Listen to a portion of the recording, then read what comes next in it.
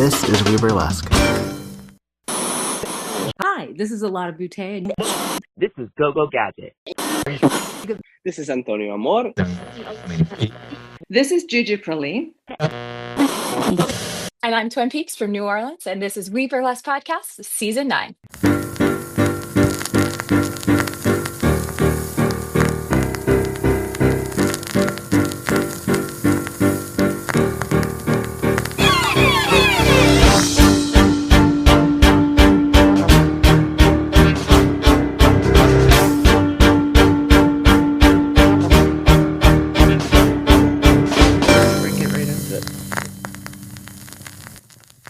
This is We Burlesque the podcast, and I am your host, Victor Devon. And through the miracle of fiber optics, I get to talk to nightlife individuals, often in the field of burlesque, and today is no exception. I have a relatively new friend on the show today. We've shared some stages, but I feel like we've often been passing ships. But I've been a fan. I enjoy a lot of what you do, and I look forward to finding out what's behind that gorgeous eye makeup. Please give it up for Bert Shaffer, everyone. Cheers, cheers, cheers, cheers, cheers, cheers, cheers. Yay. Well, thank you so much for having me. My pleasure. Yeah, it's great to be here. And I have to say, I really enjoy the podcast. Do you listen? I do listen. Yeah. Tell me more, please. Well, when you meet people at shows, I feel like there's often not a lot of time and space to sit down and really get into it with somebody, especially folks from out of town or even people in town. It's hard to find time to get sit down and have a more open conversation with somebody. So I just appreciate the podcast and the format that you provide for letting folks talk more about what they do. Yeah, I mean, it sort of came out of that issue of the backstage never having enough time, and also sort of not documenting basically what we do. We do Yes. spend a lot of time talking about the legends, and to a degree, we raise up the new folk. I think we could be a little better about that. Some of us who've been in this for a minute, making sure people feel welcomed and nurtured. But a lot of the folks who are in it for a couple of years were in that weird mid grade. I mean, I've been doing this just about 19 years. Okay. But my story is such that it was very insular. I use that word a lot. Quinn Dixie, if you're listening, I said the word insular.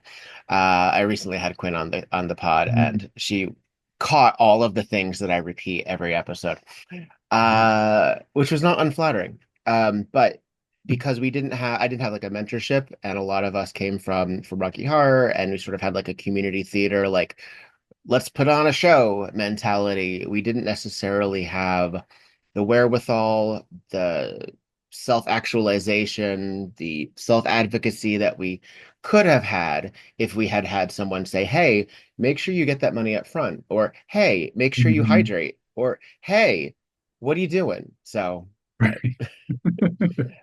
so as an entertainer, how long have you been strutting it? Oh, my whole life. I mean, in burlesque, I've been performing since 2017. So that's like what, 2025. So like 8 years. Significant Um, period. It's the before times too. it's the So before times, I know. Yeah. So I mean, during the pandemic, I really did not perform for probably like 18 months. So I don't know how you want to count that time, but spiritually, absolutely do.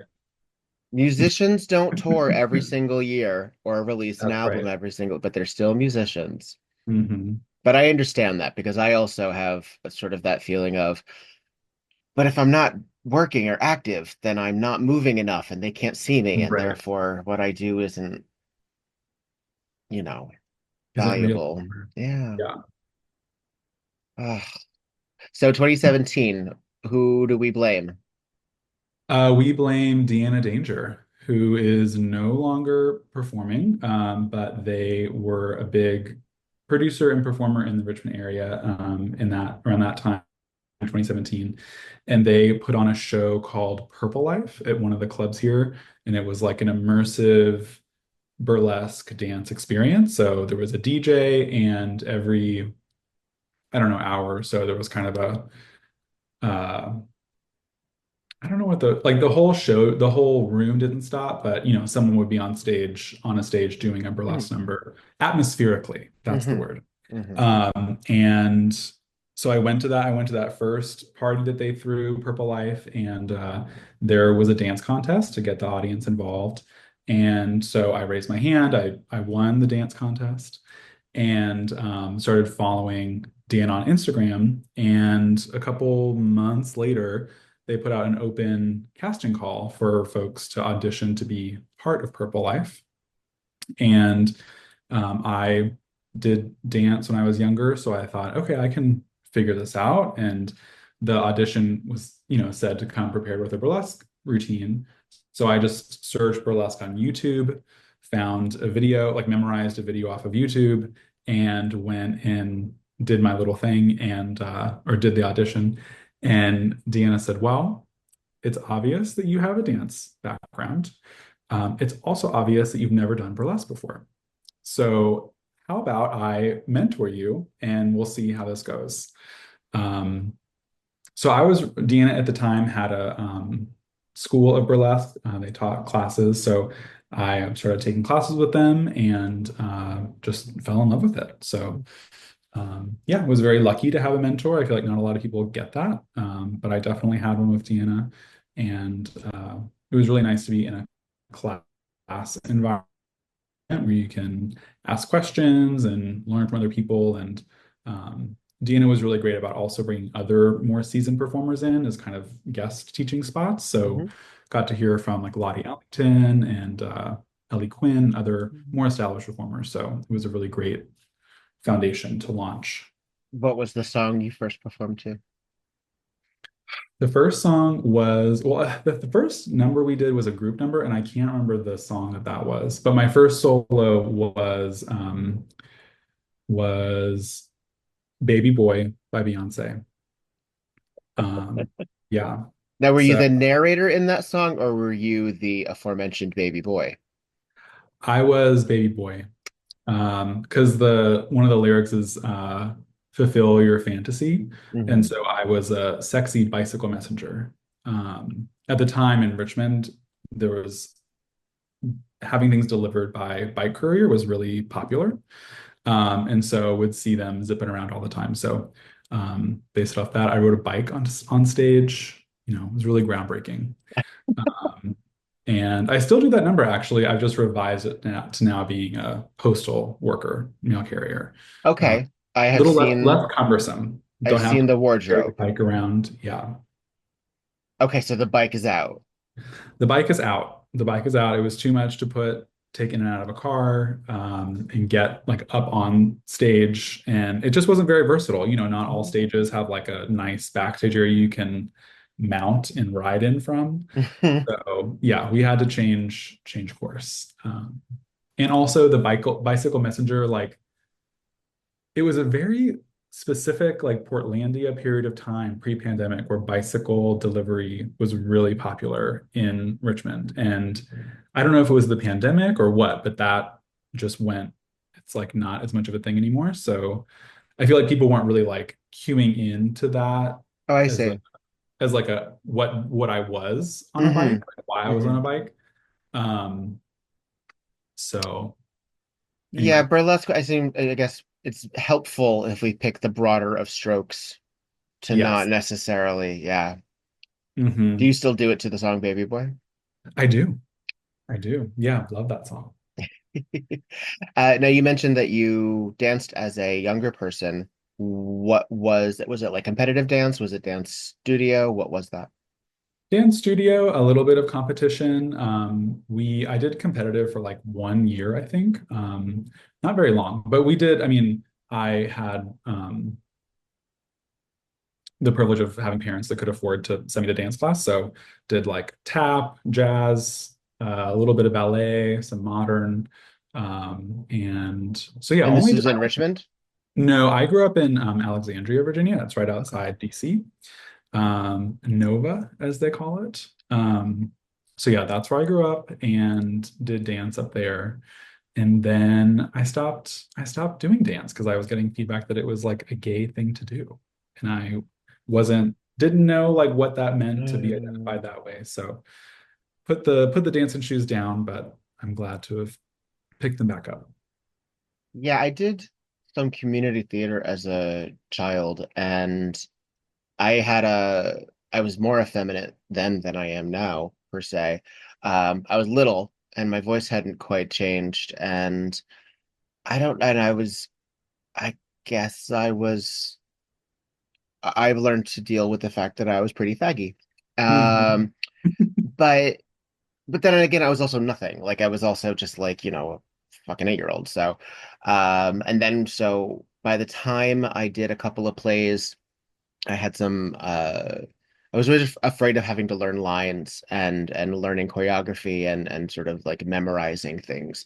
I didn't Mhm. really have memorization issues, but the concept of losing track, Mm, was enough to scare yes. me. And then I sort of used, sort of being effeminate as and being not ridiculed, but that being more and more acknowledged by my peers and Mhm. not a great positive way, Yeah. to sort of pull back. And so I didn't do any community theater in high school or Hmm. any school plays. I wanted to just be ignored personally Hmm. until I found the Rocky Horror people. And then, well, I guess contextually, that gave me everything I needed. Right. Yeah. Sometimes you just need that one person to give you permission to do your thing. It's like about being celebrated too, like it not like it Right. being encouraged and everyone being welcome. If you go to the right Rocky Horror, everyone is welcome. Everyone looks kind of different, and Hmm. that's a great thing. And I mean, and to that end, that's also should be the case of most drag and burlesque scenes as well. I don't know. Yeah, I don't have totally. time for gatekeeping. I don't know. No, me neither. So when did you learn to paint your face? Oh, to paint face.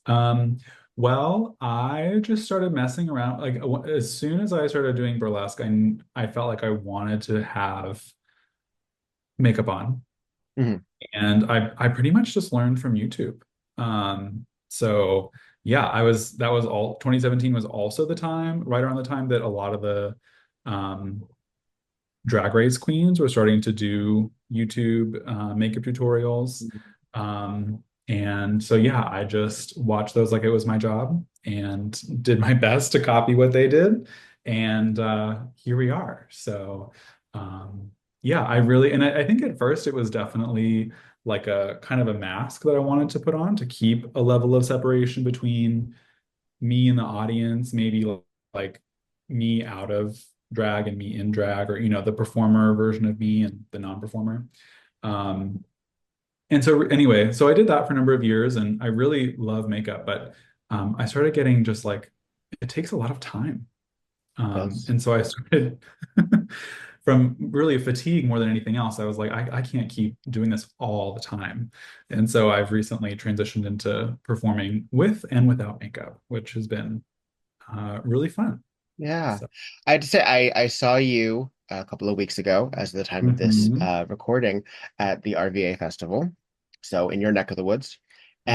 And you did your Woody from Toy Story routine. And I had only Mhm. ever seen the Diva Eye before. So to see you as kind of rough trade, I have to say it showed versatility and I liked it. Well, thank you. Thank you. That's versatility is what we're going for. And also, I think Woody actually was the number that made me really think about performing without makeup because I was like, Woody doesn't wear makeup. Mhm. So, um, so yeah, that was the decision to drop the paintbrushes. And it's so much easier getting ready for a show. It's like take a shower, deodorant, pack your bag, out the door. It's Do you so keep much the less time. nails, or or is that even that too It depends. It depends on the number. It depends on the show. Like if I'm doing two numbers in a show and one number really calls for nails, then I'll do my nails. And it's just Woody or Mailman with nail polish on. But if it's just one number and it's like a pretty mask presenting number, I typically won't. Sometimes I'll do like a clear with just a little bit of glitter in it. in the hope Hmm. that like someone's eye will Just a catch glint. just the glint, just a little magic, little sparkle at the end of my finger. So, I I've been painting my nails since I started playing Frankenfurter, 20 a long time ago, 25 years ago. mhm. But when I started as Victor, I didn't necessarily think about it because there were days I just didn't have nails. And actually particularly I had a job where I wasn't comfortable having nail polish on while in mixed company with a bunch of now I Mhm. now view as folks I don't give a fuck about. But at the time, I let my own limitations go. And then I started getting photographed more as Victor, and I'm like, no, it needs something. I don't like when it's just like this Yeah. stubby pale finger. Just no, I need them to see where it ends, even if it's Right. chipped as all fuck, because it is Yeah. often chipped as all fuck. Uh-huh. But But I feel like that fits with your character of like the oh chip nail. sure. Yeah, yeah, Yeah. yeah. Yeah, actually, Yeah. one of the reasons I like chip nail polish is I had that big Rent book from the musical where it was Okay. called the Rent Bible, and there's this really great close-up shot of Daphne Rubin Vega as Mimi dying, with her fingers outstretched, and her nails were all chipped and fucked. I'm like, that's so pretty. Oh, That's so yeah. pretty. Now you seem very put together, however. Like you have very strong lines. There is an elegance also about this, probably also is inspired by your danceability. But there is a refinement that I will say that comes to you, Thank whether naturally or it's a bonus for the you. stage. For someone who is unfamiliar with your work, and first of all, how dare they?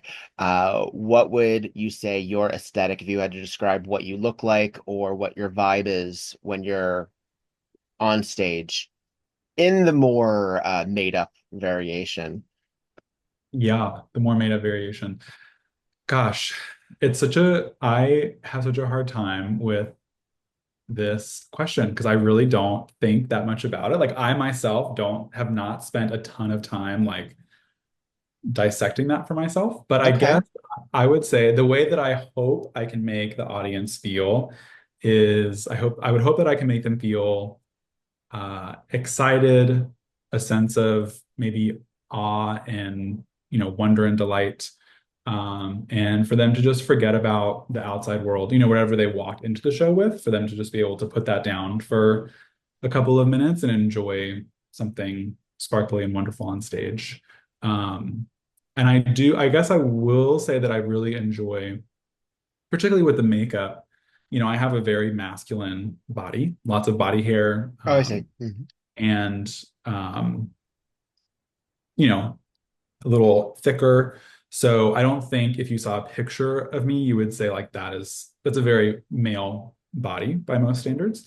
And so I like mixing the makeup with that, as kind of a juxtaposition. And I like mixing in more feminine movement styles with that to again kind of create a little tension there between the Mhm. gender expressions.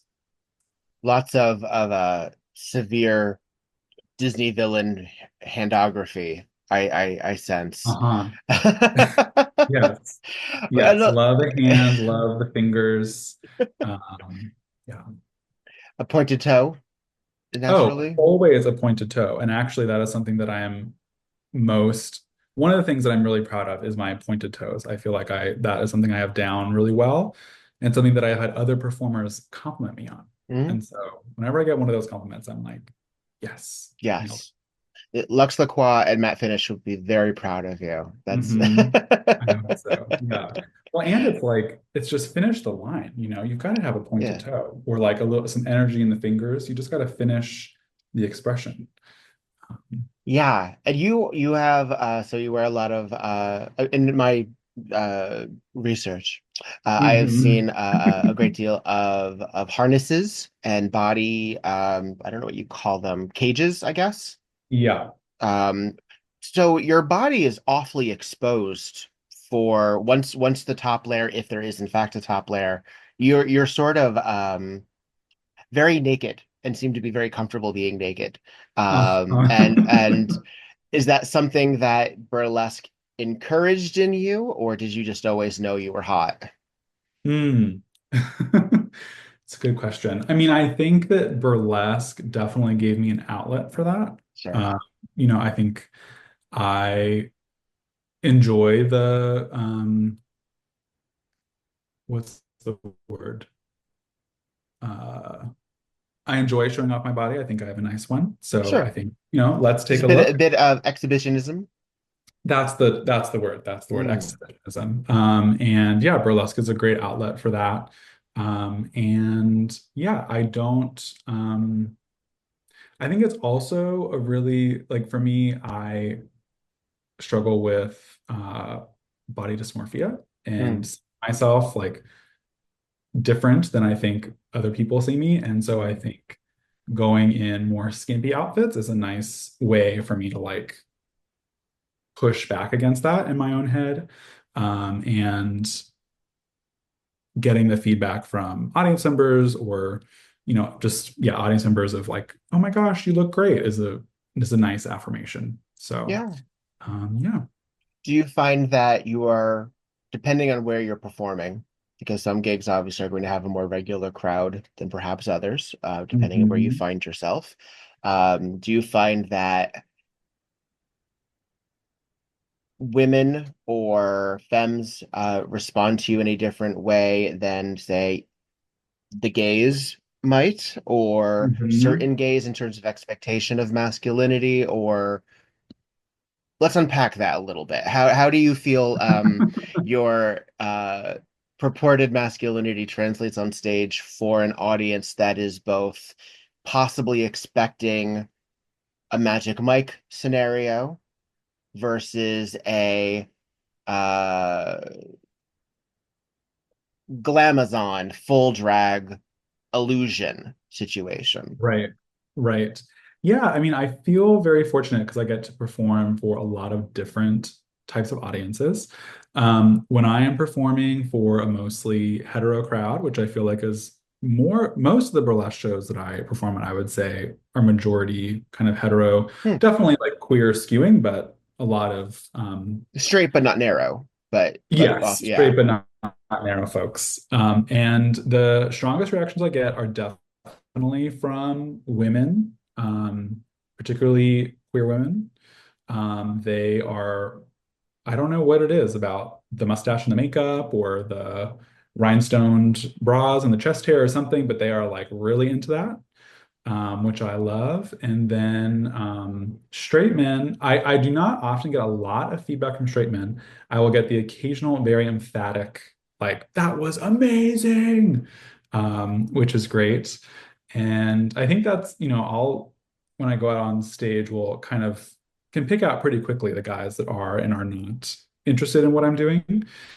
And if you can give them a little wink and just let them know that it's not that serious, like that I'm here to have a good time, so you can have a good time, I think helps a lot.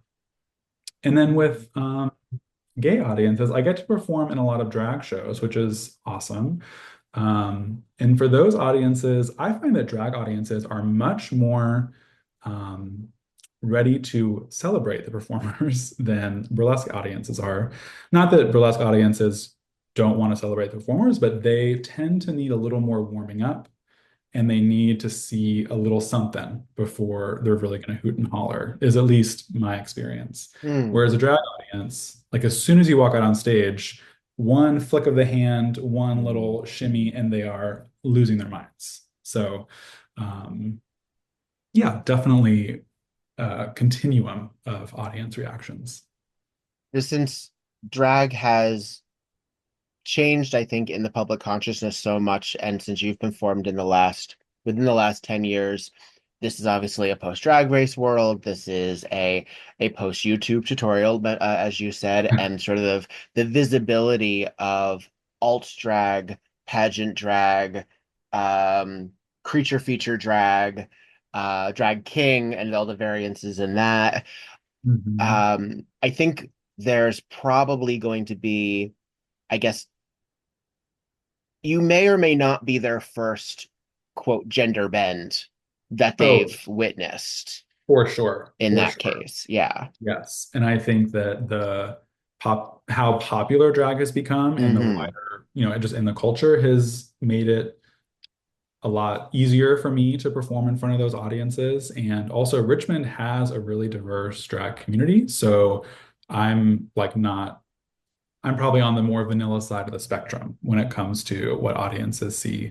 Not in terms of like nudity necessarily, but in terms of just like gender mashup and that kind of thing. Sure. Well, I mean, we have our fuzzy queens, everyone Mhm. from, Lucy Stool to Meatball, and there's a number of performers where that's just integrated into the style. But we've had that for, I mean, a century. But Mhm. also, I remember Bear Donna being a thing back in the 90s on the Geraldo show, dressed as Blonde Ambition era Madonna. Yeah. And that being sort of viewed as like a freak show, but Mhm. also like a window into a freak show that you were allowed to look at. Like, no, don't you wish you were cool enough to have this be your everyday sort Right. of situation? Right. And now obviously things are a lot we are going backwards in time. That Uh-huh. that circle is coming back around. Our queer Saturn's return is hitting, and suddenly we're, losing rights. We're scared on the streets again. Folks are it sucks. It fucking sucks, is Yeah. what it is. It sucks. Um, how is being visibly, do you ascribe to the term queer? I do. Okay. Hmm. It's not everyone's cup of tea, so I like to check in. But Sure. as how is it like being visibly queer in such an environment as Richmond, which might skew conservative as it is Virginia? Uh-huh. Um, so how's that going? How's it going? I mean, Richmond, like the downtown area, is super queer friendly. So I never have a second thought when I'm walking from my house to a restaurant or, just out and about. Um, I again probably look a little more on the vanilla side of the, queer presentation spectrum that's out on the sidewalk. Um, So yeah, I don't worry about that really at all in downtown Richmond. However, if you go outside of Richmond by like 30 or 40 minutes in any given direction, it's a much different scene. And so yeah, I've been in situations where I'm like, oh, I'm going out that way. I'm gonna take my nail polish off. I don't really want to like have I don't want to get into a situation if I don't have to. Not that there's been any like documented or not, I mean, documented is the word. I haven't heard of anyone getting into any issues outside of Richmond, but it gets uh, pretty sparsely populated pretty quickly. And so it's just something that's like, I don't really need to wade into that water if I don't have to. Yeah, I get it. I guess as the bastards become more bold, I guess, Hmm. and the internet is such a cesspool, obviously, and people are starting to, get crankier and emboldened. I don't know how. I guess I don't really go out, and it's not in the world that I live in here in Southern California. If I'm going to LA, it's sort of weird to me if I'm the strangest thing that somebody has seen. Even Hmm. in the full clown way and everything, like I shouldn't be the strangest thing you've seen that day. Hmm. But I might be. And it would always blow my mind as if that seemed to be the case when I was in New York, because then you're really living under a rock, in my Right. estimation. Right. Um, but then we have like these uh icons in our industry that they go in the subway in full beat and full gown, and because that's how they get to work. Hmm. And obviously a lot of these laws are, whether they're on the books or not as anti-trans laws, they are anti-trans laws. And they're really there to sort of punish people for not being the right woman or not being the right man. And of Uh-huh. course, all of that just boils into, misogyny. Right. That the women aren't. aren't feminine enough because of whatever, and the men are too queer or Hmm. again, faggy, as it were. And just when I was getting comfortable with my fagginess, frankly. Right. I Um, know. It's so frustrating. yeah. I don't know if Virginia has made a lot of legislation. I don't know what the social climate, political climate is there right Hmm. now, but does it seem uh I mean at the exception of downtown, but does it seem like things are shifting in a way that the government might protect you in some way, or that they might uh expose you in some way? Um, well, expose me. I don't know. I mean, we have a Republican Basically governor. keep you vulnerable. I don't mean Right. literally that they would like, Yeah. yeah. Yeah. Well, we have a Republican governor, Glenn Youngkin, who's awful. Mm, But so he, I think, would definitely like to roll back protections for trans people, queer people, women, all of the above. mhm, And the good news is that we have a lot of majority Democratic lawmakers in the House and Senate on the state level. So that has been a tough road for him so far. So I think, yeah, there is interest on the governor's part to do more awful things in line with the Trump administration. But so far, I don't think a lot of that, and um, I guess I need to do more research to say this with 100% confidence, but so far there hasn't been a ton in that direction, thankfully, I don't think. But yeah, I mean, it's definitely a risk. Yeah. mhm. Yeah.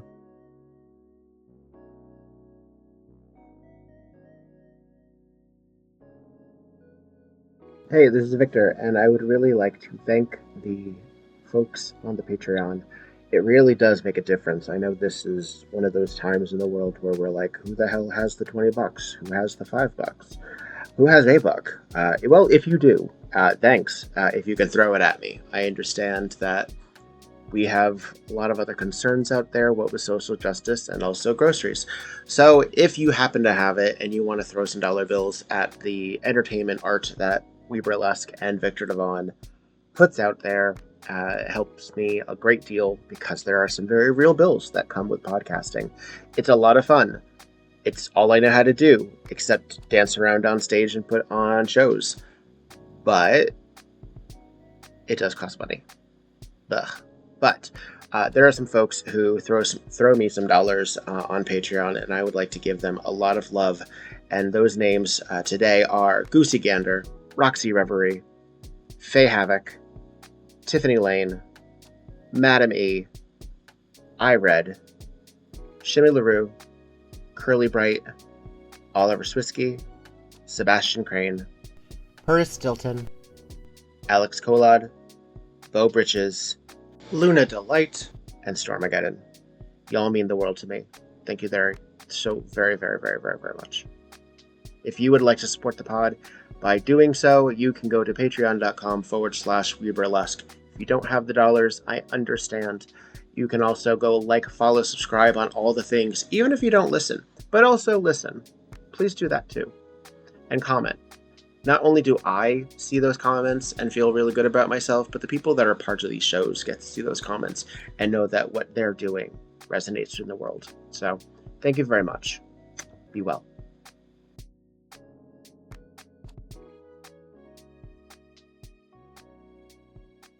As it comes to masculine presenting or how one performs on stage, I know that you also recently, maybe not that recently, it may have been 2 years ago at this point. I know you were part of the Boylesque Festival in Berlin. Is that correct? Yeah, that's correct. And as someone who performs where the term Boylesque might be thrown at you, how do you feel about that phraseology? The phraseology. Um, well, I mean, I guess I kind of so I have when I applied to a festival I applied to Land of the Sky Festival Mhm. in Asheville. And this was a couple years ago. And I got accepted, and they put me in the Nerdlesque show, which the act I submitted was not something that I had thought of as Nerdlesque, but I was like, okay, sure. If that's how you interpret it, I'm happy to be in the show. And so I think kind of similarly for like for Boylesque, I don't really think of it, I've never thought of it as like, I am a Boylesque performer. But if that term makes it easier for audience members to wrap their heads around what I'm doing, or easier for someone who is maybe new to burlesque to find their way in, then I think it definitely has some utility. But I don't think that it needs to be like a hard and fast definition, you know? Sure. Um, but I mean, I will say that being at the Boylesque Festival in Berlin was really cool because typically I'm the only male presenting, mass presenting performer backstage at a show. And, there's just many conversations that happen backstage that are not relevant to me. Not because anyone's trying to exclude me or whatever, but, Mm. you know, I don't have long, beautiful hair. I don't have big, beautiful breasts. So there's just things that like are These are all not, things you can acquire if you wanted them, even yeah. temporarily. Um, but there's just a lot of, sometimes conversations backstage that are just not, that I don't participate in, which is fine. I don't need to participate in every conversation. But there was something kind of special I thought about being in backstage with like all mass presenting performers, and um, having that experience and seeing how other performers interpret Hmm. masculinity. I thought was really cool. Yeah, as someone who didn't care for the word boylesque when I first heard it, it felt I guess I would now call it I guess I felt I was being othered at that time. Uh-huh. I don't know if I had the wherewithal to use that expression then, but it felt like Uh-huh. I was sort of giving like and you were good too. Like I sort of felt like that kind of thing. Yeah. Particularly I found that insulting as at the time I was also one of the very few gentlemen performing in front of largely bisexual but women audiences, Hmm. and I was a hit. So, Mm. with no false modesty and knowing what I know now, um, I was resonating with them in a way, Uh-huh. not unlike what you were referring to, when I was mixing in, presumably masculine and feminine, um, what have you. The clown white, for some reason, seems to do it for people. I guess people still are unpacking their Hedwig and Ellen Cumming fascinations. Mm. And also Frankenfurter, although he's not technically clown white, but a lot of people paint him clown white. Um, but the sort of Brechtian sort of soft masculinity, safe masculinity, Hmm. non-toxic masculinity, which is still horny, Yeah. but it's not threatening Right. because everyone's invited, and if you're not and if you're not into it, then then you don't come along, like that kind of thing. Hmm. Um, so I didn't like it, and then after meeting Tigger and Pork Pie and a bunch of other folks that sort of like uh made me figure it out. There's also this show Homo Erectus that was at Stonewall Inn that I was a part of a lot, and I found that to be very useful to sort of shorthand what I did or Yeah. what you'd call a show or what have you. Good marketing, Right. but in Good and of mark. itself, kind of limiting as well, because it is such an expansive concept of exploring masculinity in burlesque, isn't it? Absolutely. Yeah. And I mean, what was I going to say? Oh, that as a shorthand for marketing, I will say I have found the term useful. Like when I first started performing, I was the only guy in my burlesque class, so I didn't really have any other, and there were no other male presenting performers in Richmond at the time. So I really didn't have anyone else to um, look up to in that way. And so I just went on Instagram and searched hashtag boylesque and found a whole bunch of people. And that was really exciting. So yeah, I mean, I think there are some good use cases for it, but I do think that it can be at the same time overused and limiting. And I think kind of like, and again, I don't know about this exactly, but like a little tokenizing of like, Oh, sure. and I too have gotten the feedback from other performers who I think were frankly jealous. But getting off stage after, thunderous applause and someone saying like, "Oh wow, well yeah, you're the burlesque performer. Of course, they're gonna like love that because it's something different." And you're like, "Well, I think I actually did a really good job It on was also stage." good, But, but thanks. right, yeah. Yeah, yeah. So yeah, I definitely have good and bad, not so good feelings about the phrase. Yeah. Well, th this comes up at a time. So this episode will come out sometime between, or sometime before, I guess I should say, the time of us, sometime between us recording this and the Burlesque Hall of Fame weekend. And there was a Mm. big to-do about our first returning Best Boylesque winner, Icky Muffin, who is fantastic, Uh-huh. who will be competing for Miss Exotic World, which is now M Exotic World, however you Hmm. choose to use it. I believe Miss B Rose has chosen, or Miss Honeybee, now that they've rebranded, is Miss Exotic World, as Samsonite has also kept Miss Exotic World. But this Hmm. time, by the time somebody listens to this, it might be an entirely different honorific. Cool, cool, Right. cool, cool, cool. So the discussion of sort of the idea of boylesque as a phrase in the Burlesque Hall of Fame sort of being equalized to Miss Exotic World, which we usually refer to as the Queen of Burlesque, which is Hmm. not an official title from Behalf, but Miss Exotic World is, that it was always sort of a side category, a supporting role in this main dish. Hmm. Hmm. And kind of, I don't know if he would think of it this way, but as a kind of a placeholder for Tigger Oh, because he was not able to participate for Miss Exotic World, but he uh-huh. clearly would have if they had had that ability. Right. Um, and then it became, then we had Ray Gunn and Lou Henry Hoover, who was our first drag king, Best Boylesque winner, Mr. Gorgeous, all of these fabulous entertainers. Pinot Noir is our last winner for Best Boylesque because now Hmm. Miss Exotic World is gender neutral.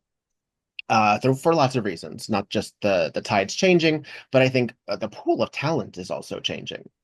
Right. And there was a certain time where I heard that boylesque, and I'm using quotes here, somewhat derisively, don't have to try as hard as burlesque performers, or that they are allowed to be a little messier, a little bit more uh I don't know, just not as I hate this expression, but not as polished Yeah. as our cisgender female counterparts. Hmm. And as a hobo clown, I was like, well, that's not really my vibe, so of course I'm going to fail at that. Like, and as someone who enjoys, a body stocking and showing a lot of body as a body queen yourself, Hmm. but still having a letting the goods know that I mean, you don't, for to be an elegant, you don't tuck, you don't pad. So to present masculine, you're still as sparkly, as glittery, and as exciting on Flash. stage. Yeah, but also like active and like vital on stage as Uh-huh. well. And not just just not resting on pretty. Mm. So, and I've known so many great performers that are guys in some fashion or another. And of course, we have our non-binary counterparts who we keep wanting to pigeonhole. And it just seems sort of, I'm glad we don't have that. We don't seem to have that topic right now, that conversation. But had you ever heard that? The like That the boy less don't conversation hasn't have about, to try quite as hard? oh, I mean, yeah, I think so. I mean, I think in the like right, I guess it was like yeah, COVID. COVID, and then we had Me Too and like the Black Lives Matter movement, and like a Mhm. whole lot of things all at once. And I think that people, performers, really, uh, and for good reason, like dug into their identities and saw their performance as much more of like a political statement. And the audiences, I think, were responding to that in a very positive way. And I think that some, again, performers who were very jealous took that, were reacting to that negatively because they felt like they weren't getting the same attention that these other performers who were maybe like making better art, were better on stage, were getting more attention than they were. So, I mean, yeah, I think I definitely have heard people say, maybe not directly to me, but have heard people say that, like that boylesque performers or insert other performer type Yeah. here don't have to try as hard as the rest of us. And I think that's just not true. I mean, I feel sometimes, not as much now, but when I was first starting out, I felt more pressure to perform at like to up my game more and more to like kind of prove my mettle as a male presenting performer, and that I did deserve a spot on stage. Yeah, I'm with you. And I still to a degree have to like catch myself. And I've now taken it, I try to take it as a compliment because I got the gig. Mhm. Why am I trying so Right. hard to validate myself when I already have the gig? Exactly. The between times, sure. When I'm trying to book and no one's going, sure. When the festival rejection comes, sure. Then I can, I can deal with that. Auntie. Yeah. But like I Yeah. was, yeah, please. Oh no, I was gonna say, I mean, I think a lot of performers have this. I have it where I'm trying to outdo myself Mhm. and try something different than what I did in my last act, make a costume that's sparklier than my last costume, that's more revealing than my last costume. So I think there's always, at least for me, like always kind of a competition with myself that can reach various levels of unhealthy. Mhm. Um, but where was I going with that thought? Terms of effort or proving oneself. Oh, yes. And that, yes, that listening to the point of, well, I already got the gig. I got accepted to the festival. So I don't need to push myself maybe quite as hard Mhm. because evidently I am good enough. Evidently, like who knew? These people knew. And these people that I respect their opinions and that they didn't have to include me and the audience is there. And I don't know if you have found this, but I have found that I am I am more confident that the audience will get what I'm doing than I necessarily feel my peers will get what I'm doing. Hmm. I'm not worried that the audience won't like me. I'm confident that I will get the audience to like me. Uh-huh. I know that a lot of what I get through without being a dancer, without being, um, without being these fabulous femme fatales that we often see, I know that I still have some kind of charisma that translates on stage, and I am a hell of an entertainer in that way. Hmm. And however, maybe it's the imposter syndrome, maybe it's the, oh, I'm in a terry cloth robe and everyone looks all shiny and delish, uh, where I sort of feel my inadequacy, if that comes up, is actually more about me and my colleagues than it is about how the audience feels about me. Agree 100%. When I'm making a costume, the thing, audiences are not very well educated on rhinestones, on fabrics, on the mechanics of how different releases, costume releases or reveals work.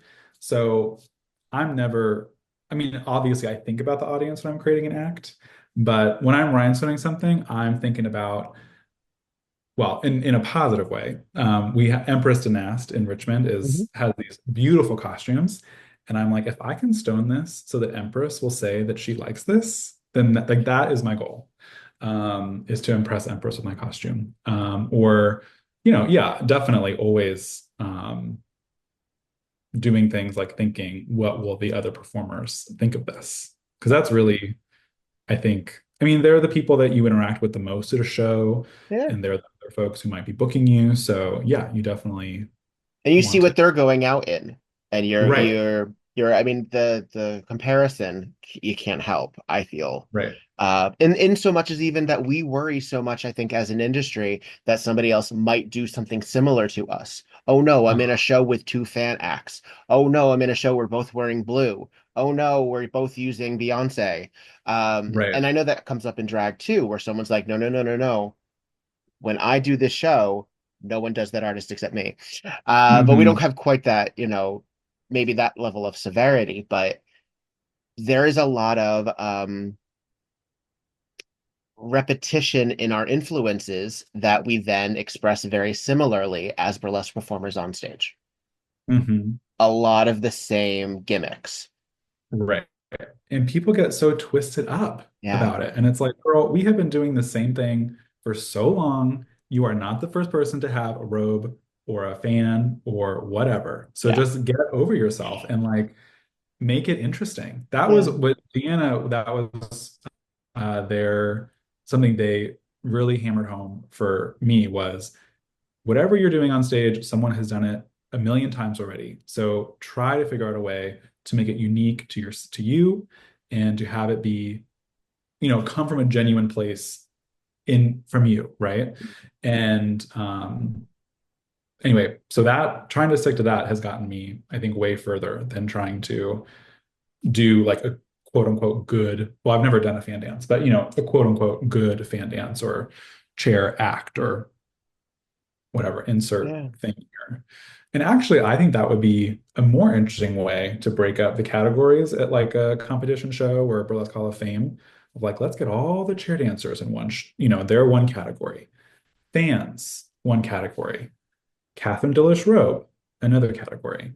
And have that Could be be a marathon. This is a 6-day weekend that you are Yeah, it's a big proposing. show. It's a big Yeah. show. But like if we're gonna divide up, if we're gonna segment performers into these little subgroups, Yeah. maybe that would be a more interesting way to do it.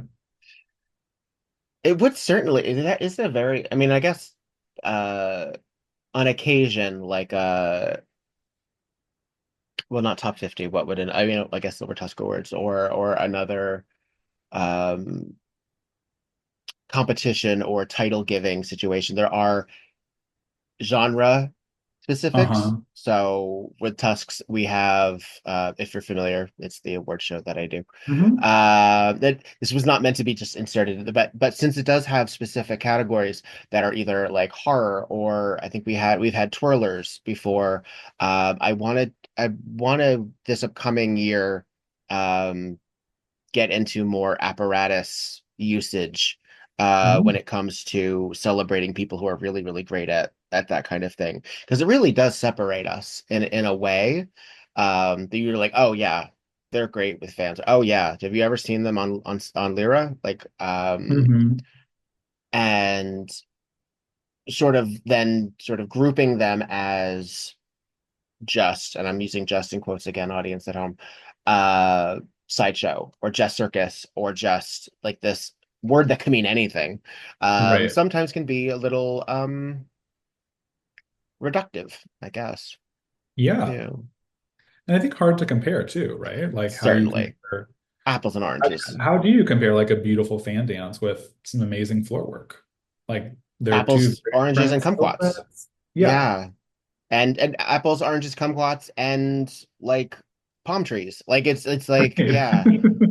I just did so I was just coming off of at the time of this recording, coming off of the Atlanta Kiss My Grits Festival, and I Mhm. was slated for the competition, which was me and 7 other performers, and I was the only one who did the kind of act that I did, and that is not bragging that because I didn't pick that. I chose they that's what they wanted.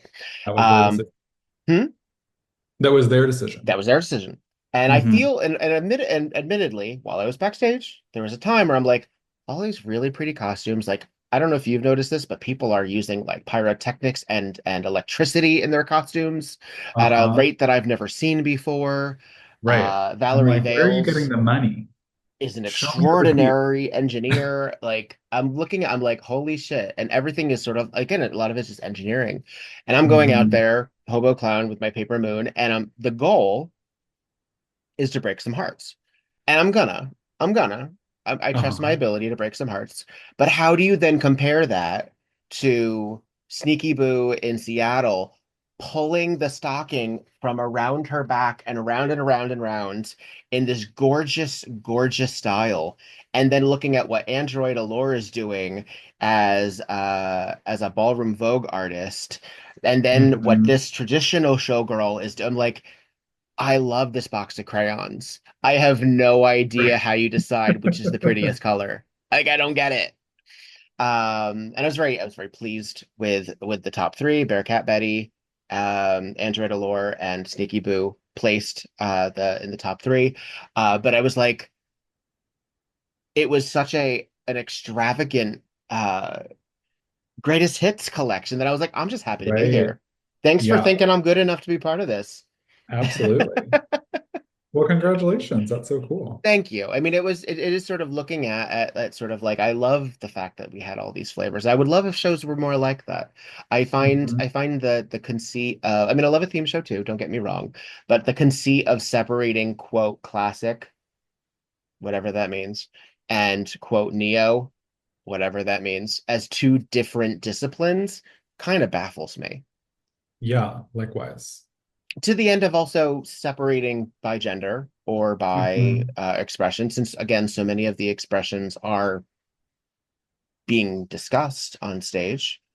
I was at a festival recently which had a best boylesque or male category, and Mhm. three of the five performers had gowns on or Right. feminine attire. I'm like, pay attention to what we're doing here. Think Yeah. about what message is being brought here and why and how. Mhm. And I also, I mean, and that also makes me feel uncomfortable on behalf of uh the non-binary performers out there who I think are told they have to sort of pick. And as someone Mhm. who's wibbly wobbly myself, I'm something. I don't know. I'm something. I'm a singular they when that comes up. He, him, they, them, and Uh-huh. but they make a lot of sense to me because I don't know what the fuck I am either. Uh, so as someone, well, I'll stop talking about myself, I promise. But in your experience, has burlesque also taught you either about your own, um, whether your gender or your sexuality or your the way you feel about your body in any way as well? Mhm. Yeah. I mean, well, for my body, I think it's helped me feel a lot more comfortable in my body, a lot less critical of my body, Right. and feeling like I think when I started, I had a very, not necessarily how I needed to look to be a burlesque performer, but how I wanted to look based on like the messages that I was getting from Okay. society, from advertising, right? Sure. Um, and I think that Fuckability to a certain degree. fuckability, no, Yeah. 100%, 100%. Um, and so I think being a performer and seeing the diversity of body types that are on stage and how those are so universally embraced and celebrated has helped me be gentler with myself about how I look in any on any given day. Hmm. And then as far as gender and sexuality goes, I mean, yeah, I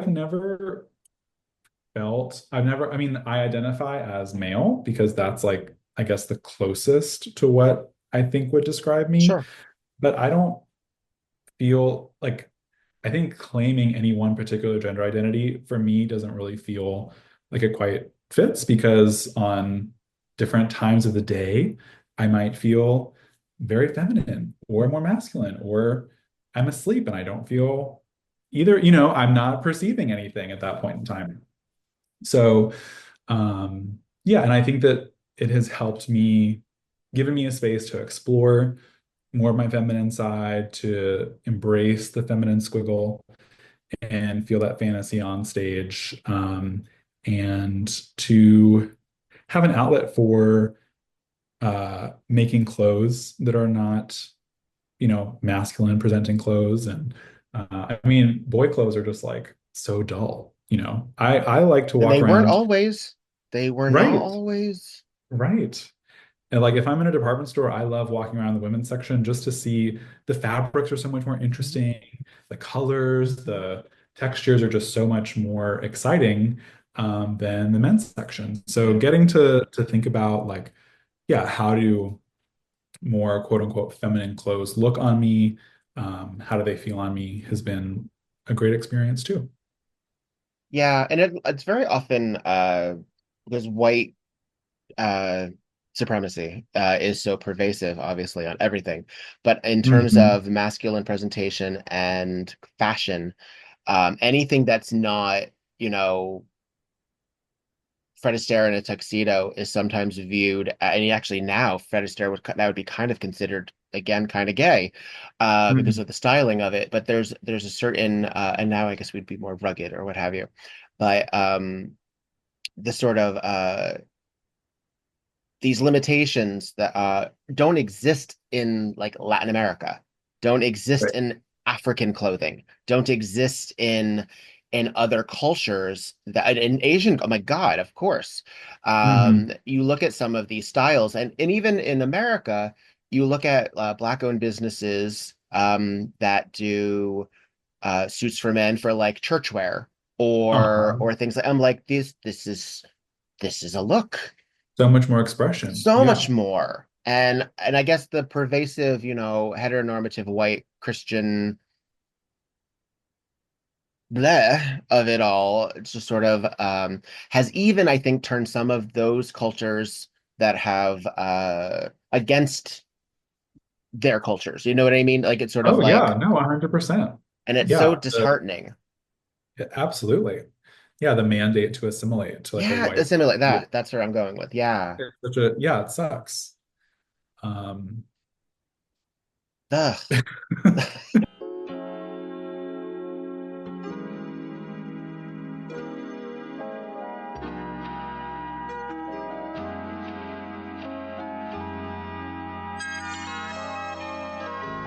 Hey, this is Victor Devon, and I like socks. I've always liked socks. In fact, I like socks so much that I don't match them because life is too short. Not because life is too short to find the other one that matches it, but because I want people to see how many socks I have. And I don't always take off my shoes. But when I take off my shoes, I want you to see at least two examples of the quality that I am drawn to. And that is why I shop at Foot Clothes. You can get 10% off your first order at footclothes.com and enjoy the luxury, style, and utter ridiculousness that is Foot Clothes. I encourage you to do so, and I want you to do it right now. And I want you to feel comfortable not having those socks match. Get into it. Feel right about it. Take pictures. Make some money off of it. I don't need to see it. You can send those the way that you need to. But you have fun out there. That's footclothes.com. Promo code Victor Devon, lowercase, all together. And I mean, I always, and no, I get this way when I talk about like how frustrating it is when people demand a certain assimilation or code switching or conforming, because like one devastating shorthand for that is like, well, Martin Luther King was still shot in a suit. Like you have these respectability politics. hmm. Um, people drag queens are killed while out of drag. Uh, non People who you don't quote think pass are killed. Women you thought were Right. men are killed. Like these Hmm. things are so not based in reality. And are really just based in just, I think, just this primal fear. And as long if you can push it out, if you can get rid of it, if you can erase it, then you don't have to deal with it. Right. And that Yeah. Well, deal with the, I guess we they just don't have to have be to dealt deal. with. We just have to be deal with it. I'm sorry, I don't know what to do with you. Yeah. Yeah, well, I think a lot of that fear, like for the individual, for the people who are reacting, like from coming, who are reacting to queer people, I think they are definitely coming from a place of fear, but not because they're afraid of, well, they're afraid of of the possibilities that we represent for themselves, that they're like not, that they don't feel allowed to explore, Sure. right? So I think that they want to squash us so that they don't have to sit with the pain that they've endured, like suppressing it in themselves, Right. you know? And I mean, sure, there are some people who are just straight up bigoted and they're just awful people who want to hurt other people. But I would like to think that the majority of them are just uh, suppressing something in an unhealthy way.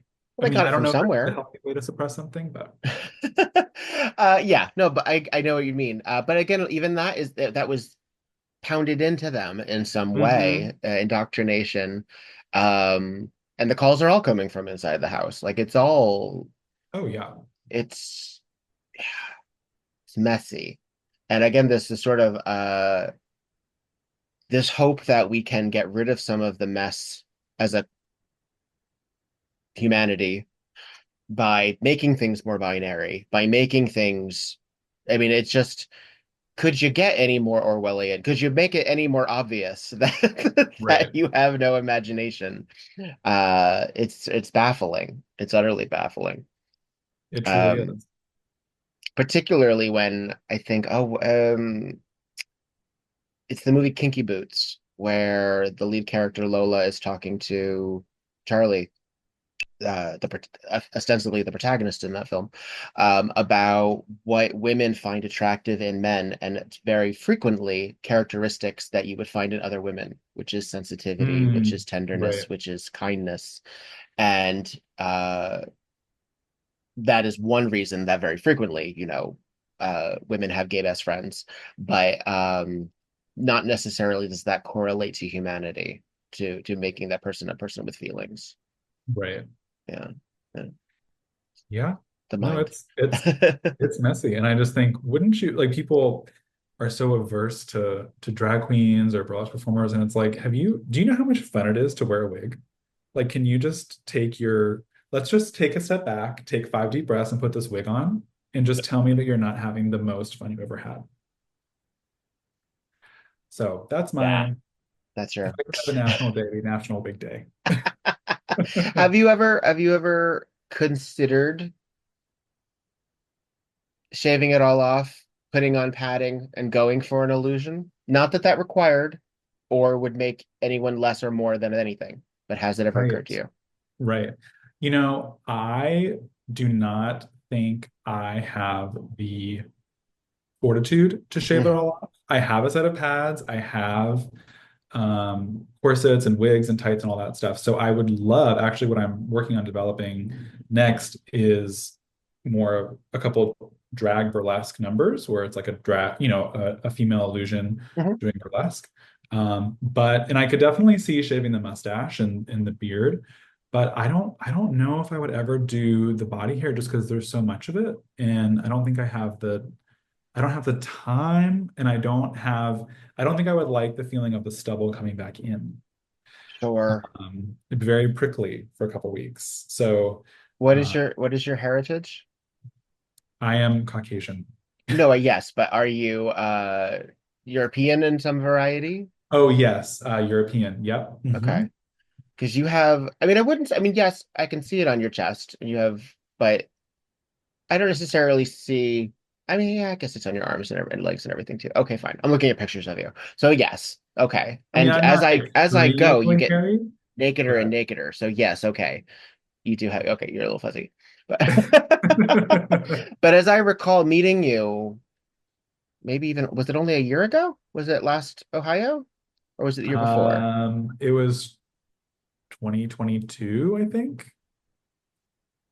Wow. Maybe three, maybe 23. Maybe three. I want to say you had the difference between your mustache area and your beard and chin area was more the same, but now you have far more of a prominent mustache situation. Is Yeah. that is something going on in your life, or is that for an act, or how is that? No, it was just like, "Ugh, I'm tired of the beard. Let's do the mustache." So yeah, doing that now. And it's actually been nice to I had never done makeup like below my jawline. Oh, Um, okay. so I've had a performed a couple times where I've kept the mustache but shaved the beard and shaved the stubble and done makeup all the way to the jaw. And that's been really nice. Were you fresh faced as Woody? Did you shave your mustache for that, or did you have a mustache for No, that? I had the mustache. Okay, I didn't remember. Mustache. Okay, Yeah, had the mustache. And I usually keep like a little 5 o'clock shadow, but that's mostly just because I don't enjoy the sensation of shaving, nor do I. regularly enough to keep it super smooth. So if I Yeah. need to do it for a show, I will, but otherwise I usually just buzz it down to the lowest setting. Yeah, when I do the clown white, I can get, I mean, my hair doesn't grow in very fast anyway, but for the facial hair, if I can get away with putting the clown white over a day's worth of growth, I Wow. prefer it. You Yeah. can't really tell. I would love to see, do you use Ben Nye? The I am back to Ben using Ben Nye. So I started with Ben Nye. I was one of those Frankenfurters who painted too white, but okay. I painted for the back row. Uh-huh. Um, we used to have we had just gotten the DVD back then. We didn't have all that newfangled technology to know that Tim Curry was basically his actual skin tone for that. Um, and he is more kabuki for floor show. So Mm, oftentimes people will paint so that they don't have to change it during the film because obviously we don't have 10 weeks to do that. right. Um, but Sweet Transvestite, you can actually see the stubble in some shots for the Uh-huh. reshoots, and the same goes for the lab scene. He is up powdered. He's certainly powdered. But if you look at promotional photos, the color on his shoulders is the same as the color on his face. But Okay. then, but I used Ben Nye and painted too strong for that, and then I went more clown for when I first started doing Vector 19 years ago, and then my skin started changing in my 30s. Hmm. Um, was I dry? I was drier, so I switched to Okay. Mayron, and I was told to try Krylon, but I never got to it because then I went back to Ben Nye, and I'm good with Ben Nye for right now. Yeah. Yeah, I use Ben Nye for the foundation. I think it Do you have oilier skin? That is what I think. oilier skin. Yeah. Yeah. I don't know if their formula has changed much in 20 years, but I have found people with drier skin are better with Mayron and people with, even if they moisturize, and they hmm should. And then Ben Nye is better for oilier skin, but the difference obviously is powdering. Yeah. Yeah. And I wish I could say I use some fabulous high-end powder. I fucking use baby powder. I know. I know. Well, One, hey, because I use so much of it. Two, I want it to be fucking white. I don't want right. translucence. And three, they took out talc, so now it won't give me cancer anymore. There you go. So, Showgirl secrets. um, where does the name Bert Schaefer come from? Oh goodness. Well, it came because I was doing this group number, at the end of this class, and we had to have a stage name for the poster. And I just couldn't think of anything. And so I went back to, I love Will and Grace. And there's an episode where they're talking about their stripper names, which Mm-hmm. is the street you grew up, your first pet and the street you grew up on. Mm-hmm. And that's not, Will and Grace didn't come up with that, but No, and actually, that's that's where also I sometimes your heard it. porn name, depending on who you ask. Yeah, either Mhm. or. And so I was like, well, hey, I can't think of anything. I need to send this email tomorrow. And this is the formula. So that's how we got there. What was the animal named Bert? A dog, yellow lab, Oh, no really sweet baby. guy. Yeah, really sweet guy. Childhood pet? Childhood pet. Yeah, taught me how to, I mean, I don't remember this, but taught me how to walk, evidently. Oh. Fell onto him and walked me around the living room. So yeah, that's where the name came from. And And then it was I would Schaefer Street or Place or Avenue? Schaefer Drive. Schaefer Drive. Drive. So if you need to, if you're looking to hack into any of my accounts, there's some security question A details. terrible idea to name yourself after your passwords. Uh, Because well, because I also reason I ask is because it's a very specific spelling of Schaefer as well. Do you ever get people to Yep. call you Shaffer? Yep. Yeah. Shaffer. Have had people spell it with a U. I don't know. Chauffeur. No, Burt. Sorry. Oh, Um, yeah. yeah, I guess, yeah. I think in hindsight, I would not have picked the name. Mm. People, if you're in a loud environment and try to introduce yourself, people hear it as bird. Maybe it's just the way I pronounce it. Yeah, that T is hard. Yeah, I can see Yeah. that. So I have to really enunciate that. And then people also assume that it's just my government name and that it's not a stage name because it sounds like Some folks do just a that. regular name. Yeah. So yeah, I think in hindsight, maybe I would have picked a different name, but also I couldn't think of anything that I liked more. And I think I do like the name. So whatever. Nothing's perfect. I'm glad you resigned yourself to that. Like I've got the Instagram handle. I've Yeah. done it. It's like here we are. Let's You've just done the roll on with branding. it. Yeah. Yeah. I mean it does it does I didn't question it. I was just curious only because I find that it to be an interesting I mean Victor comes from Frankenstein, the book. Oh, technically an adaptation, but and Devon, I have no idea. Hmm. I needed a last name and I said it and there we are. Yeah. But I feel like the Devon gives a little more show, has a little sparklier Yes. finish to it. Yes, it Like, is more of a stage name. Yeah. yeah, like Bert Boudoir or something would have given more of that, like the fantasy Sure. or something. Just, I don't know, a little play on words or something. But I, oh well. Oh well, it's too late now. Uh in your Instagram, you refer to yourself as your dad's ultimate fantasy. Is that Uh-huh. a tagline that you self-bestowed, or was that granted to you, or is that not even your tagline?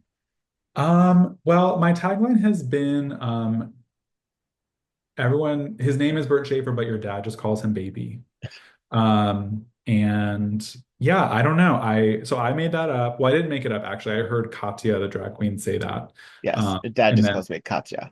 Yes. yeah, and then took that from her. But I recently had someone say to me backstage, "Oh, you're like the Pamela Anderson of burlesque." And I thought that might be my new tagline because of not doing the makeup.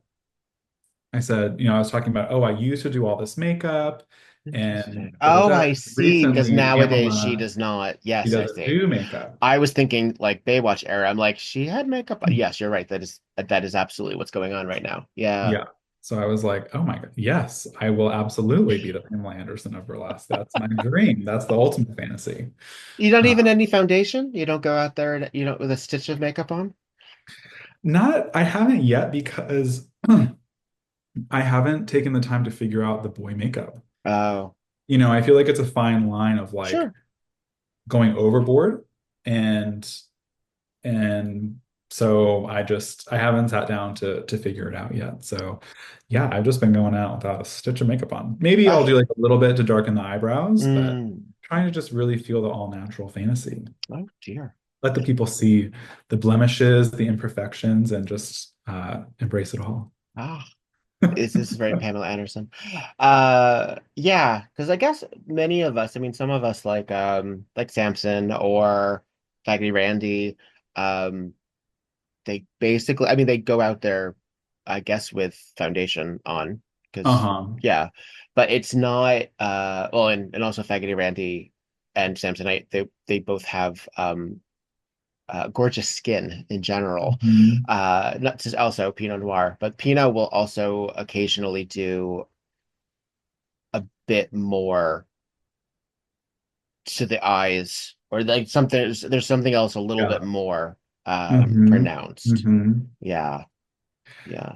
Yeah. And it's just something I need to take the time to figure out. So I don't know. And my Well, eyes are very time is hooded. ticking, Bert. Time is ticking. And actually, I need to think about this because I'm doing a show on Thursday where I'm going to do a number that I've done with, in full face. I've always done it in full face. And then I'm doing the Woody number as my second number. And so I'm like, do I do the full face, Mhm. go backstage and take all the makeup off and put the Woody costume on? Is this Woody coming out with makeup on? Are we doing both numbers with no makeup? What are we doing? But it's All also the a drag drama. show, so I feel like the people are going to be kind of expecting the makeup. I don't know. These are things one has to These are figure out. things. These are things. And Woody wears a cowboy hat, so Yes. I'm terrified of taking the hat off and there's a Uh, big line does on it my go down to your to the middle of your forehead? Mhm. Mm. Yeah, of taking the cap off and the hat off and there being this big line of pink skin showing through. There has to be a way. There There, has to be a way. there has to be. Uh, is septum piercing new, or do you just take that out when you perform a lot? This right here. Uh, I think I take it out. Yeah, if I'm nervous about stuff getting caught on it. So I can flip it up into my nose. So I'll flip it up. Um, Oh, okay. Okay. and also, trying to be in keeping, at least for like Woody. Woody doesn't have a septum piercing. So No. I He also doesn't try. have a mustache, but we already went that far. Yeah, I know. Where do you draw the line? Um, when you are constructing, are you more influenced by costume or music first, do you find? What tips the balance? I would say probably costume. I mean, the costume has to really, yeah, I spend a lot of time thinking about the costume, how it's going to come apart. Um, and I mean, the music plays a big role, but I think I kind of will come up with like a costume idea on its own and then wait for the song to match up to it, is what seems to be my, um, for, well, it's not even a formula, but my process thus Mhm. far. But yeah, I love making the costumes. And it's given me learning to sew has given me so much more respect for people who make regular clothes. Like a t-shirt is magic. That Mm. someone is skilled enough to make this for me, and then I can just go into a store and buy it. It's incredible. Mhm. Um, Are you a seamster? yeah, I'm learning to. Yeah. So Yeah. like the Woody costume, I made that whole, well, I didn't make the, I bought the jeans and altered them. Okay. I made the shirt from scratch, learned how to make the collar and everything. And yeah, that was a whole process. But I really enjoy getting immersed in that. I don't know that my husband does, but because I'm just like in this room with a sewing machine on, like not doing dishes, not talking to him. Not participating in the household at all. Exactly, I've been exactly. there. And I've been especially when there. there's a deadline of the show, it's like my whole life is all about this Woody shirt right now. I'm Right. so sorry. Did Um, he know going in, or did you become a performer after you two were together? no, I became a performer after we were together. So Um, yeah. And I mean, it was maybe an easier, not that it would have been a hard transition at all with him, but we were doing long distance at the time. So, and I was living in an apartment by myself. So I had more of like my own space to kind of dive into it. And when we moved in together, it was just like, well, I'm bringing this to the table. Sorry, there's got to be at least one closet that's dedicated to this. I have a room that has to be For you. dedicated to it. Yeah, this is my Yeah. office where I am now. So Uh-huh. audience at home, you can't see this obviously, but behind me is wall of my life. And to the left of me is an exposed closet where a bunch of blazers, bunch of shirts and vests are way too many on that rack. I can't Mhm. see the individuality betwixt them. I have a row of hats, and then I have a bunch of shit that has to be organized. My husband does not like going into this room because it gives him agita. Yeah. So effectively, even then, it also is my office space where my desk is and where I podcast and, Right. work. But when it spills out into the rest of their house, I think he doesn't really fully enjoy it. But Yeah. Yeah. That was something we had to not negotiate. I don't like it spilling out into the rest of the house either. But figuring out how to keep it, this closet behind me is my costume closet, and it's pretty small. So, but I think that's also a good exercise for me of to like having to keep things more limited, having to get rid of stuff that I'm no longer using Mm. is a good practice because otherwise I would just keep everything. Or buy like a ton of fabric and have nowhere to, buy a ton of fabric with like no intention of what to use it for, But just to have. just to have. Exactly. So, So and yeah, I'm really, that's how I feel about when I go into like a fabric or like craft store. I'm like, I just want this in my house so then I can decide later what to do with it. I don't know right. what I want to do with those things now. Right. No, I'm with you. And if I had the space, I would totally do that. But I find that I think I mean, it's a little bit liberating in a way to be like, I love this piece of fabric and I don't have space for it. And so I'm going to give it a hug and put it back on the shelf. So, and I'm thinking I really want to do a Cookie Monster act that's got like the full Cookie Monster voluptuousness to it. Sure. Um, A luscious Cookie Monster. a lush, full figured, full body Cookie Monster. And I'm like, I don't know, where would I keep it? In a suit, what do you call that? Like a suit dry cleaning bag, I guess. I don't know. Yeah, yeah, Yeah. yeah. I don't know. Also, then you're working with fur, and fur is I hard. know. Fur is hard. The padding, like to make the structure of it so it stays round, Yeah. will be hard. So Yeah. lots of hard things to play with. Um, but yeah, I Was just that was that interesting for your now husband, now partner? Is it husband? You said earlier, husband. husband. Yep. Mhm. When did you get married? We got married in 2022, so we're Okay. coming up on our 3-year anniversary. Was that interesting for him to see you as this heightened version of yourself on stage with audiences throwing their panties at you? He is a very low key guy. So I mean, he definitely gets a kick out of it. He loves to come to the shows. He is, my little assistant, sometimes if he has the availability. And yeah, he definitely gets a kick out of it, but I don't think that he was super surprised. I've always been a pretty outgoing person who enjoys entertaining, whether it's just like in a group of, you know, when we were getting to know each other, it was mostly just in a group of friends. I wasn't on stage yet, but I don't think he was surprised, but I think he does enjoy it. And it's a good outlet for me because if I didn't have the costumes to work on and shows to get ready for, I think I would have a lot of nervous energy that he wouldn't know what to do with. Yeah.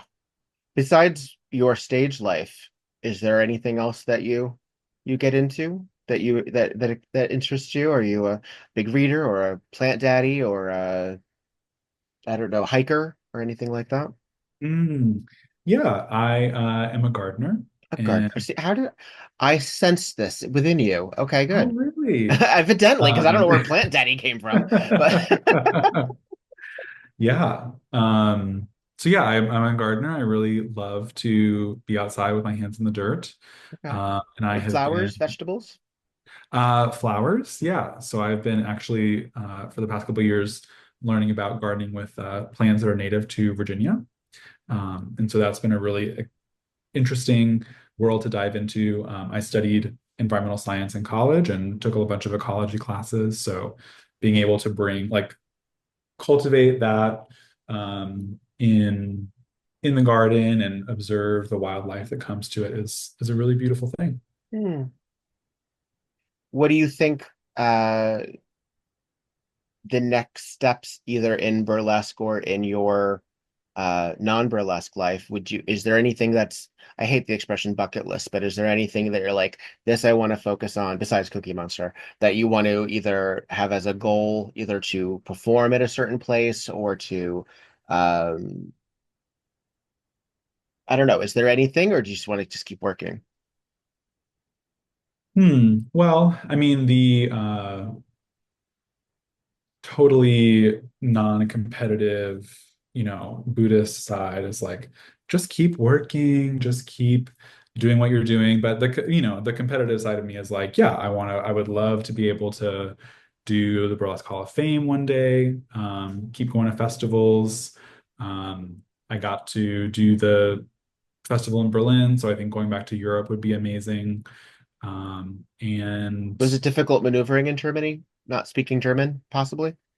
no, wherever you go, people speak English. So it was very easy. Um, the German culture is a little bit took me a second to get in the groove with. But I mean, as with anywhere, there's going to be a little bit of a learning curve.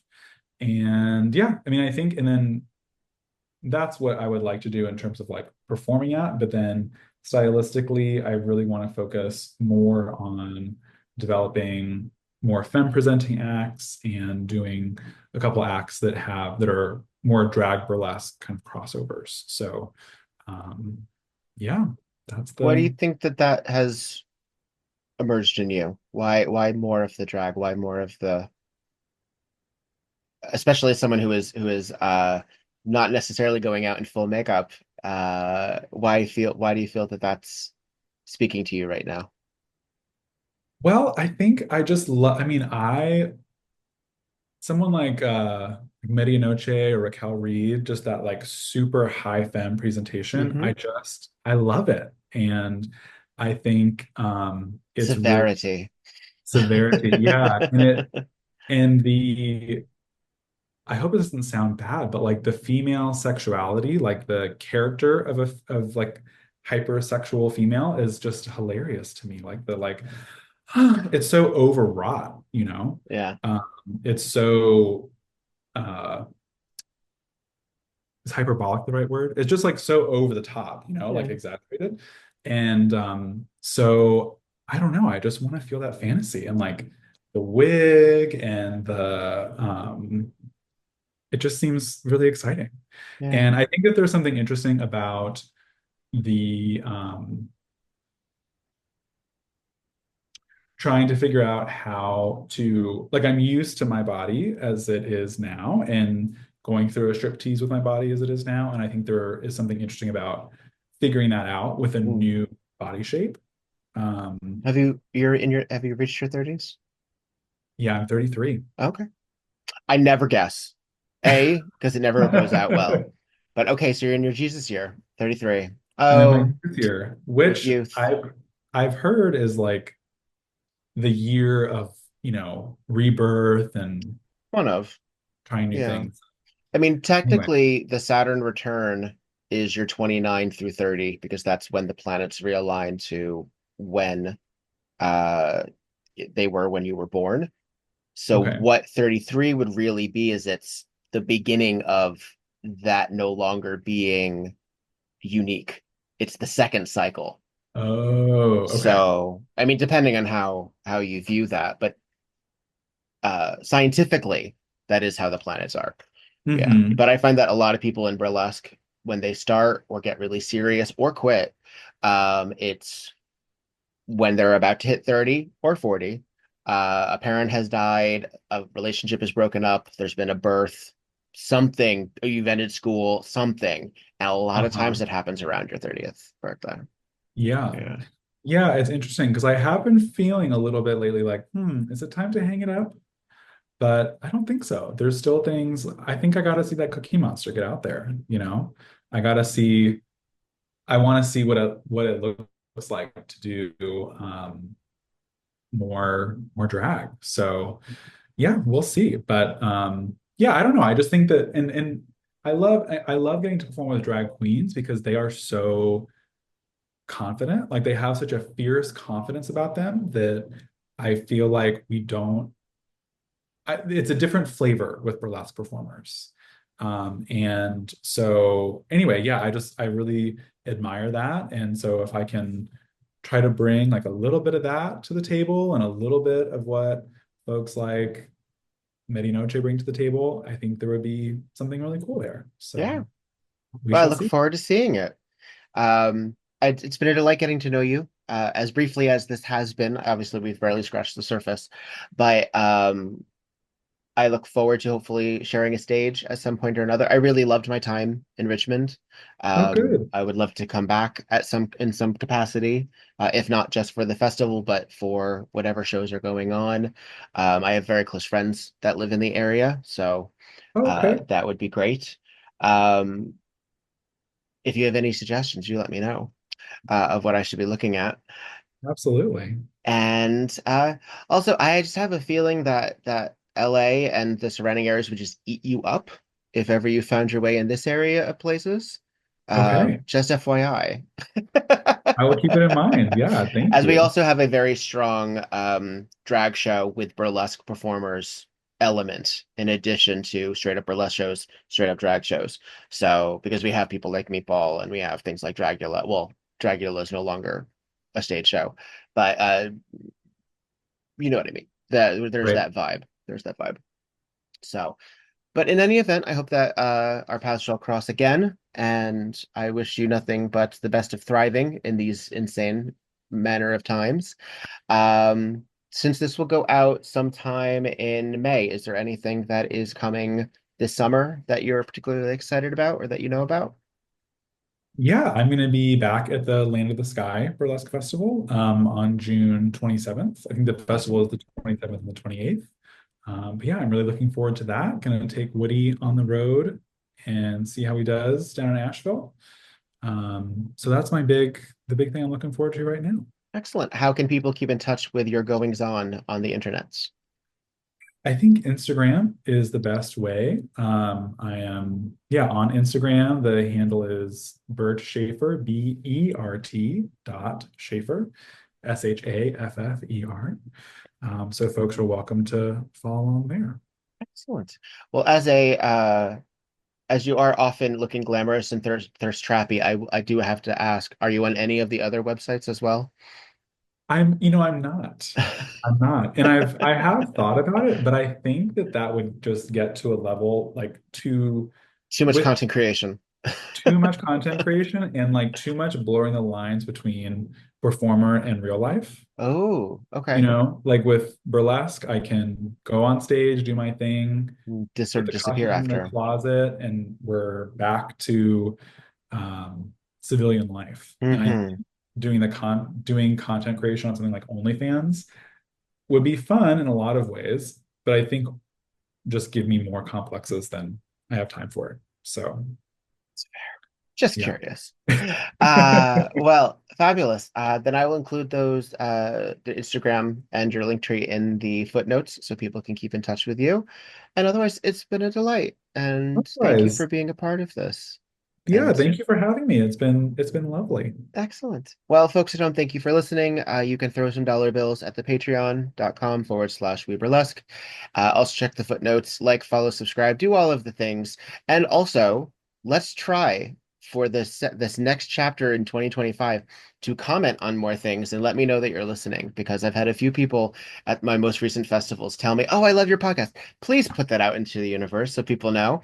Every little bit helps. I do promise you. But mwah, be well and Uh, see you around, my dear. all right. Bye.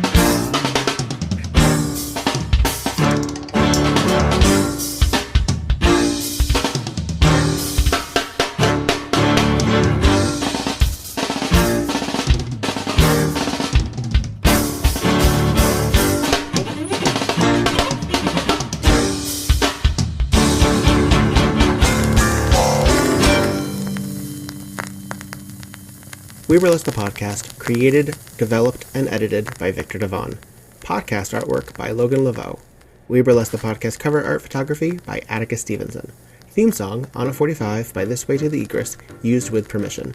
All incidental music via Pixabay under the expectation of fair use. Please visit WeBurlesquePodcast.com for notes on this and every other episode. Follow We Burlesque and Victor Devon on just about every platform, and support the podcast via patreon.com/We Burlesque. Don't got the cash? Please follow, subscribe, and give 5 stars on every platform you can get your hands on. It really does help. All original material is owned by Victor Devon and White Elephant Burlesque Corporation. All other materials property of their respective copyright. No infringement, while likely, is intended. This episode and all episodes thereafter are in memory of Lucky Charming. Miss you, friend.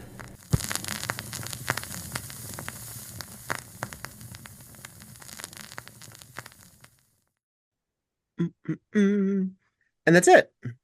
Woohoo!